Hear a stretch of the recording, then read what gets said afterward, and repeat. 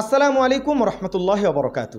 দেশ এবং দেশের বাহিরে যেখান থেকে আজকের এই প্রতিবেদনে ক্লিক করছেন সকলকে জানাচ্ছি আন্তরিক শুভেচ্ছা এবং অভিনন্দন। গুরুত্বপূর্ণ একটি প্রতিবেদনে আপনাদেরকে স্বাগতম। সুপ্রিয় দর্শক মণ্ডলী, একটা প্রশ্ন টাইটেল এবং থাম্বনেল দেখছেন, আমরা সে বিষয়ে বিস্তর আলোচনা করব এবং ভিডিও চিত্রও আপনাদেরকে দেখাবো। তার আগে আপনাদের কাছে কিছু জানতে চাই, সেটা হচ্ছে বর্তমান ডক্টর ইউনূস সহ তার যারা উপদেষ্টা মণ্ডলীতে আছে তারা দেশ পরিচালনা করতেছে। এ সময় এরা 1 বছর থাকুক, 2 বছর থাকুক, 3 বছর থাকুক, তারপরে তো একটা নির্বাচন দিবে। তার আগেই শোনা যাচ্ছে সমন্বয়ক গ্রুপ একটা দল করবে, সেই দল নিয়ে তারা রাজনীতিতে আসবে এবং ডক্টর ইউনূস নাকি দল করবে, সেই দল নিয়েও কানাঘোষা হচ্ছে। তো আপনার কাছে প্রশ্ন, আপনি কি মনে করেন ডক্টর ইউনূস যদি দল লঞ্চ করে, রাজনীতিতে আসে, সমন্বয়ক নিয়ে, ছাত্র সংগঠন নিয়ে তারা যদি একটা দল বাংলাদেশে গঠন করে, রাজনৈতিক দল, তাহলে এটাকে কি আপনি কিভাবে দেখেন? এটাকে কি সমর্থন করেন? আপনি কি ভোট দিবেন? এ ব্যাপারে আপনার বিস্তার মন্তব্য আমি আশা করতেছি, আমি একটু জানতে চাই।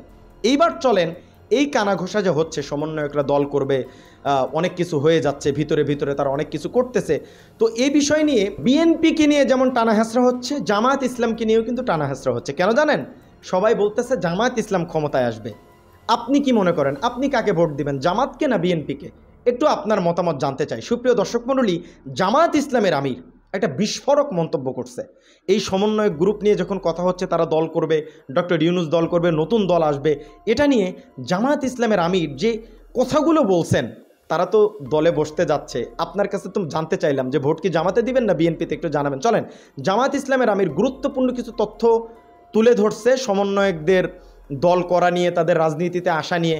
এ ব্যাপারে বিস্তারিত আপনাদেরকে জানাচ্ছি। তার আগে চ্যানেলে যারা নতুন আসছেন অনুরোধ করতেছি, দয়া করে চ্যানেলটি একটু সাবস্ক্রাইব করে দেবেন। চলেন বক্তব্যটি একাধারে না টেনে শুনতে থাকি।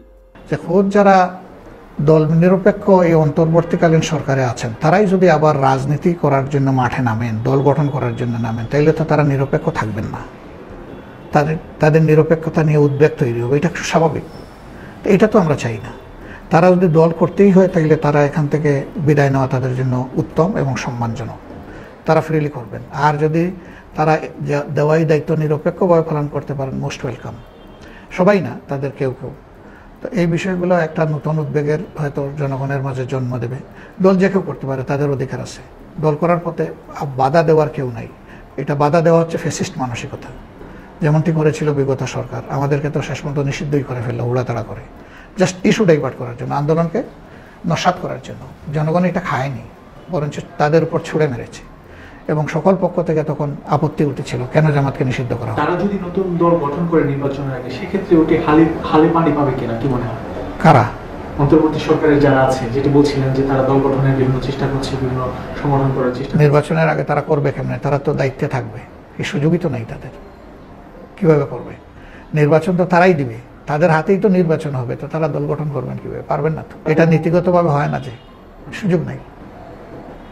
আসলে নির্বাচনের যে সময়, সেটা আসলে এমনকি তারা এই দায়িত্বে থাকা অবস্থায় বিশেষ কোনো দলকেও যদি তারা ফেভার করেন, এটাও তো ঠিক হবে না। কিন্তু মাঠে একটা জিনিস কথা আছে যে অন্তর্বর্তী সরকার জামাত ইসলামকে ফেভার করছে, বিএনপির আমাদের কি ফেভার করছে? আমরা কোনো জায়গায় মানে অবৈধ থাবা বিস্তার করছি আর সরকার আমাদেরকে বলছে ঠিক আছে আপনারা থাকেন, এইরকম কোথাও দেখেছেন? তো ফেভারটা কোথায় পেলাম আমরা? আমাদেরকে অবৈধ একমাত্র দল যাদেরকে নিষিদ্ধ করা হয়েছিল এই আন্দোলনের কারণে, অন্য কোনো কারণ নেই, সেই দল তার অধিকার ফিরে পেয়েছে। এর নাম কি ফেভারিজম? এটা তো আমার রাইট ফিরে পাওয়া। বরঞ্চ আমরা ফিরে পেয়েছি, আমি বলবো কয়েকদিন সময় লাগলো কেন?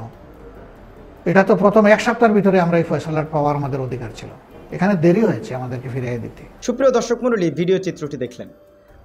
আরেকটি প্রতিবেদন আপনাদেরকে একটু পড়ে শোনাচ্ছি। চট্টগ্রামের সাবেক 3 সিইসি সহ হাসিনা কাদেরের বিরুদ্ধে মামলা। এই 3 ব্যক্তিকে চেনে নিতে হয়তো, একটু পড়ে শোনাচ্ছি, যদি কারো সময় থাকে শুনতে পারেন। সাবেক প্রধানমন্ত্রী শেখ হাসিনার সাবেক সেতুমন্ত্রী ওবায়দুল কাদের সহ 18 জনের বিরুদ্ধে চট্টগ্রাম আদালতে একটি মামলা হয়েছে।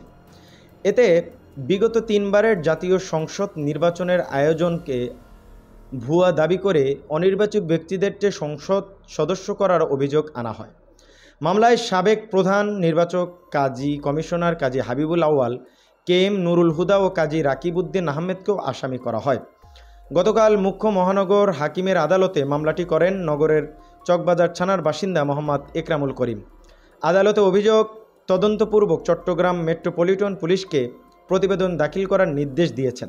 এছাড়া উল্লেখ করা হয় 2014, 2018, 2024 সালের এক পেশে জনগণের অংশগ্রহণবিহীন ভুয়া জাতীয় সংসদ নির্বাচন আয়োজন ও সংবিধান রক্ষণ, সমর্থন ও নিরাপত্তা বিধানের শপথ ভঙ্গ করে অনির্বাচিত ব্যক্তিদের ভুয়া সংসদ সদস্য ঘোষণার ক্ষেত্রে আসামিদের সক্রিয় ভূমিকা ও অংশগ্রহণ ছিল।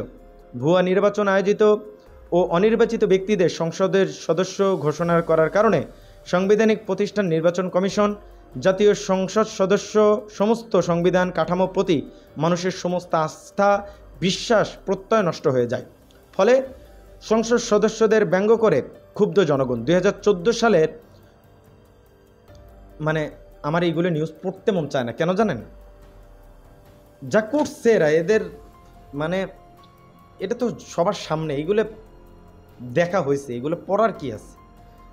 পড়ি তো মনে হয় কিছু অ্যাকশন নিল বা কারো সাজা হলো কোনো, কিন্তু ভিতরে যায় দেখি চলতেছে চলতেছে চলতেছে, এইভাবে আসলে কেমনে হয়?